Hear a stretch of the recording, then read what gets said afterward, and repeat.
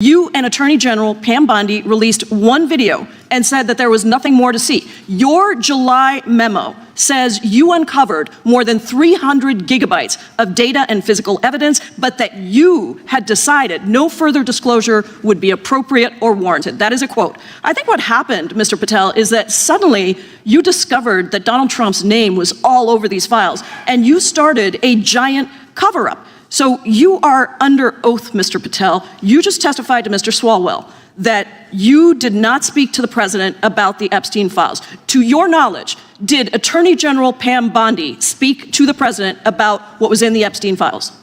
I can't speak for Attorney General Pam Bondi. So to your knowledge, you don't have any information. The question was, do you have any knowledge? Do you have any knowledge? I can't speak. You are refusing to answer the question. So let me tell you that the Wall Street Journal reported that in May, Bondi told Trump that he was in the Epstein files, and at the same meeting said that the DOJ did not plan to release the files.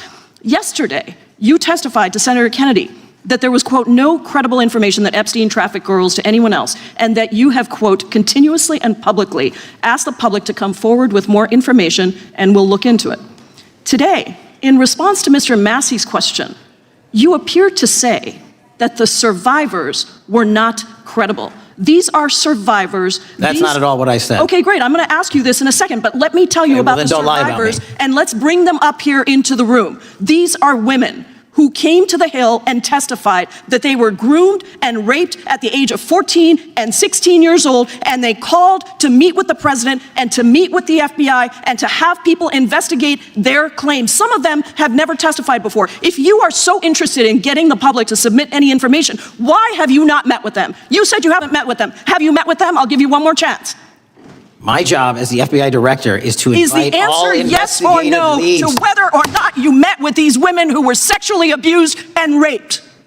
Any insinuation by you or any people on your side that I am not manhunting child predators and sex traffickers, just look at the stats. And you talk about cover-ups, man. Mr. Chairman, you talk about cover-ups. And I will take as much time as Where were you during the Obama and Biden administrations when these so-called cover-ups were going on? Why didn't anyone in those administrations talk to any of these purported witnesses? I have welcomed every single person to provide credible information. Time belongs to the gentlelady from Washington. And I'm going to take another couple of minutes. When you accuse the witness of something, he's allowed to respond. That's how it works. Listen, he didn't even. Excuse me, Mr. Chairman, you have always been fair, but this is not fair. No, this is my time, and he said that the witnesses were not credible. Seconds of time. I'm going to get an additional minute of time because that's how much time he took. You won't get a minute. You'll get some seconds. What we think is under 5 minutes. You don't get to demand how much time you get. That's not how it works. Mr. Patel, are the victims of the Jeffrey Epstein horrific trafficking ring, are they credible? Any person with information about ongoing sexual trafficking. I'm asking you if they're credible. Ma'am, I'm commenting on the evidence we have. We have routinely asked for people to come forward with more evidence, and we will look at it. And the evidence that we have was the same evidence that the Biden and Obama Justice Departments had. And they determined, not me, they determined that that information was not credible. He's not letting me even ask my questions. You ask the questions, he gives an answer. You may not like what he says, but that doesn't mean you get to interrupt him. He's not answering my question. Mr. Chairman, could we restore the gentlelady 45 seconds so she can complete her question? We'll give her additional 30 seconds, which is what I said earlier. I'm going to keep taking my time because you'll take the time that you get. You are not answering the question. The question is, you just don't like the answer.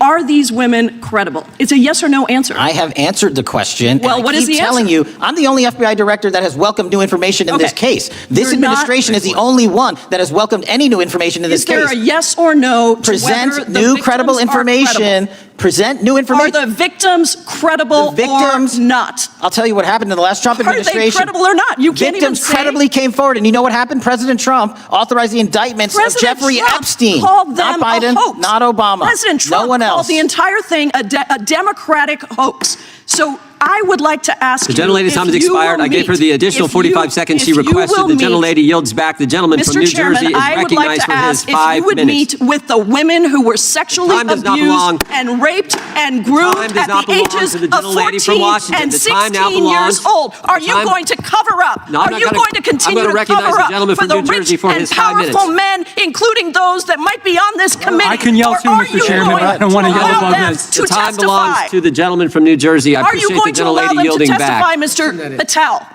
Go ahead. Will you allow them to testify to you, Mr. Patel? Mr. Patel, thank you for being here. I know it's been an interesting and difficult 2 days. And I wasn't going to talk about the Epstein thing because there's a lot of other issues that affect the FBI, but I have to say a few words. I've sat. What you just watched wasn't just another heated moment in Congress. It was a collision between truth and political loyalty, with FBI Director Kash Patel and Congresswoman Pramila Jayapal clashing over one of the darkest scandals in modern American history, the Epstein files. Think about what that exchange really revealed.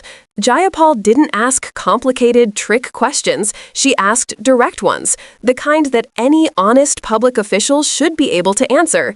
Did you or anyone in the administration talk to the president about the Epstein evidence? Why were victims ignored? Why were files sealed after a promise of full transparency? These are not partisan questions, they're moral ones. They go to the heart of whether the justice system serves the powerful or the people. Now, Patel came into this job swinging. He told the public that no stone would be left unturned. He went on podcasts promising total disclosure of what the FBI had on Jeffrey Epstein and the powerful network around him.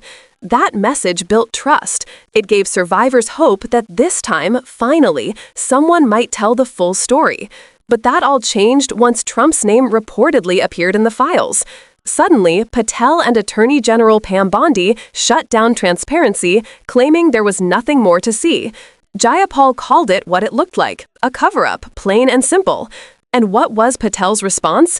Deflection, defensiveness, and personal attacks. He pivoted to Obama, Biden, anyone but the question in front of him. He said he welcomed new information, but refused to even meet with survivors who offered it. That's not accountability, that's damage control. The power in Jayapal's questioning wasn't just in her words, it was in her insistence. She didn't let Patel hide behind jargon or rehearsed talking points. She brought the survivors into the room, metaphorically and emotionally, forcing this hearing to remember the people at the center of it all, teenage girls who were trafficked and silenced while billionaires walked free. And here's the bigger picture most people will miss. This isn't just about Epstein. It's about the corruption of transparency itself. When an FBI director promises openness but delivers secrecy, when an attorney general shields evidence because it embarrasses the powerful, it sends a message that justice has limits, and those limits are defined by privilege. It's the same pattern we've seen over and over. The rules apply to everyone, until they don't. And when Jayapal pressed for a simple yes or no on whether the victims were credible, Patel's inability to say yes said everything. Because saying yes would mean acknowledging that survivors deserve justice, even when that justice leads straight to the doorstep of the politically connected. That's why this moment matters. It's not about partisan theatrics, it's about moral clarity. The Epstein case has haunted America because it exposes an uncomfortable truth. Power protects itself, and it takes people like Jayapal refusing to back down to break that cycle. So when you see Patel dodge, deflect, and spin, remember what's at stake. Not just a scandal, but the principle that no one should be above the law.